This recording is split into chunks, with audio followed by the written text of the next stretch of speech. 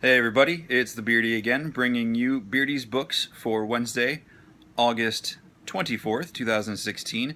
Before I get into this week's books, I'm going to do a quick, really quick, just kind of like flash them up rundown through last week's books, since I did not get my video up last week. So here's a real quick, lightning fast round.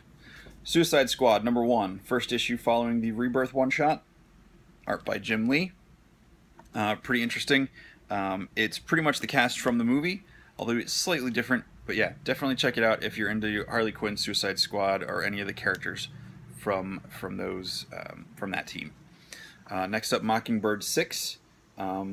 It crosses into Civil War 2 a little bit because Bobby's dealing with the trial of Clint Barton in this, in that she used to be married to him and doesn't want to keep seeing it on the news. So she goes on a cruise that was paid for mysteriously by someone, and it becomes kind of an interesting mystery. Pretty funny, too. The Mighty Thor #10 shows S.H.I.E.L.D. coming after Jane Foster. They seem to think that Jane Foster is Thor. Well, as readers of the comic, we know better, or that they're correct. But it's really interesting to see where this issue goes. And again, Jane does some really amazing things with the hammer that I've never seen Thor do, so that's really cool. Superman #5. It seems like this is the... I can't remember if this was the conclusion of... yeah, I think it is the conclusion of the Eradicator fight. Oh no, we got one more at least. One more fight with Eradicator. But Clark has taken John and Lois to Batman's new Batcave, which is actually on the moon. And there's some really cool stuff that happens in here, and it was a lot of fun. Supergirl Rebirth #1. Gul Kara finally gets some adoptive Earth parents and gets to find her way in the world of Earth rather than just trying to hop around like she'd been doing in the previous series, if you read any of that. So it's cool to see her getting kind of tethered into the world, and how all that plays out. So it was really cool to see that. She also gets to fight this crazy red werewolf Kryptonian. Green Arrow 5 brings us the next chapter in the Inferno story arc. There's a lot of stuff that kind of pays off, and we see where this goes. That's been building up for the whole series so far, so that was really cool too. Justice League 3. And I'm doing all the connecting covers. I'll put up all of them out at one point. But it's crazy because all the people of Earth are kind of merging together, claiming about stuff being stolen, and then they turn into this giant, massive person made out of people, which, I don't know, that always kind of skeeves me out a little bit. So it's interesting to see how the League is going to take care of this, and how they're going to deal with Superman, because they still know he is not the Clark they knew, but they need his help. All New Wolverine #11. This is really cool. It starts with Steve Rogers has come to Laura's apartment to talk to... I can't remember. Is he there to talk to Logan and Laura, and it just gets out of hand. It's crazy. And this is actually kind of dealing with Civil War 2, because they're going off of predictions with Ulysses and stuff. It doesn't have anything to do greatly with the actual events of Civil War 2, just the kind of sideline effects. This is actually a really cool issue, and I've really come to like Laura as a character now that she's put on the Wolverine costume. Like, she was always cool as X-23, but it feels like something more has happened. Even when she was with the all-new X-Men over the last couple years, that's been really cool too. Aquaman #5. Mara breaks Aquaman out of jail that he had gone to willingly to prove a point, and it just becomes a whole cluster of a political and international crisis situation. So it's really interesting to see what's going on there. And last week, the last book from last week is Uncanny Avengers 12. We get to see Hulkbuster take on Ultron, and some really impressive stuff as the team tries to take care of the Hank Pym Ultron merging. And I just got to show this off. Some amazing artwork from Pepe Larraz on this page. I mean, check that out. Rogue front and center. You gotta love it. Favorite character, and that Hulkbuster armor looks amazing. All right, that's it for last week's stuff.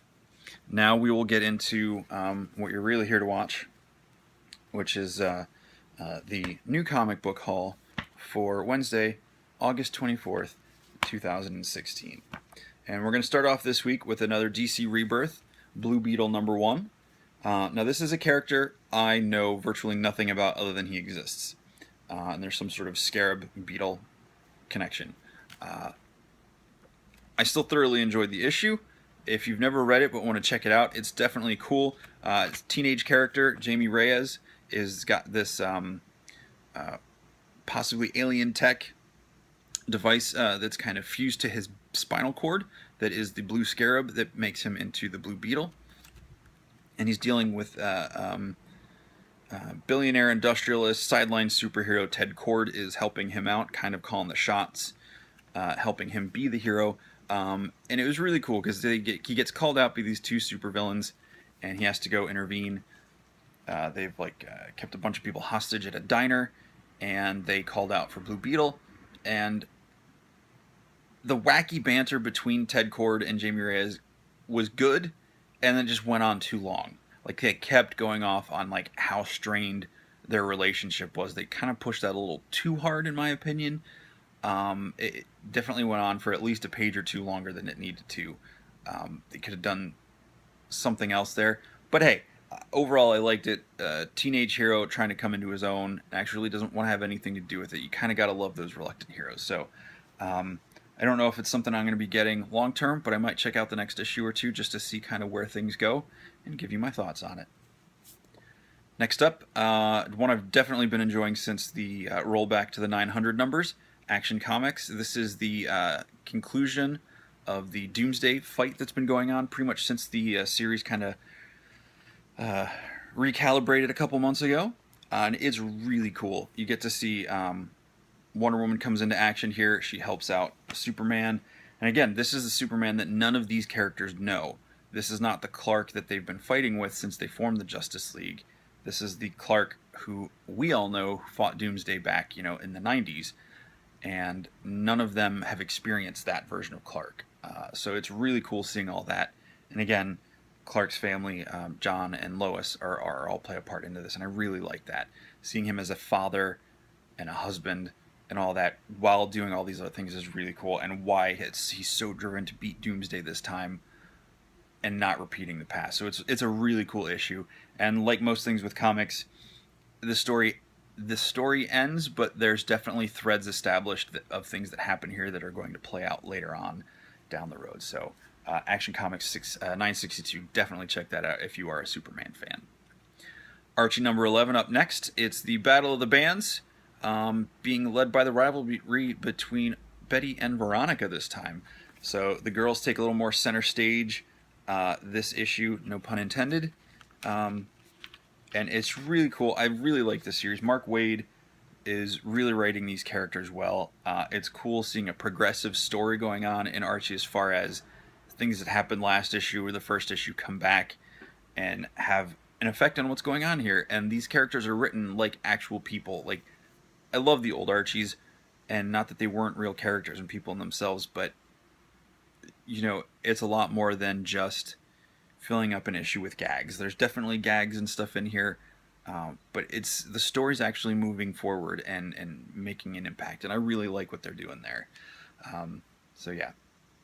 Next up is the Teenage Mutant Ninja Turtles #61, and it starts off with Donatello and Nobody, aka Angel, fighting the Street Phantoms, those guys with the intangible cloaks.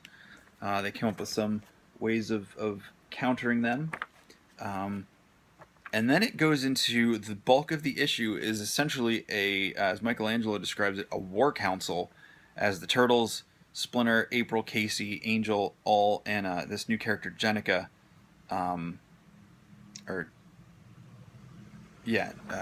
Jenica, who was a member of the Foot Clan, discuss the threats and the things that are going on. And it's really cool because Michelangelo's whole beef with Splinter becoming the leader of the Foot Clan and them now all being part of the Foot Clan comes back.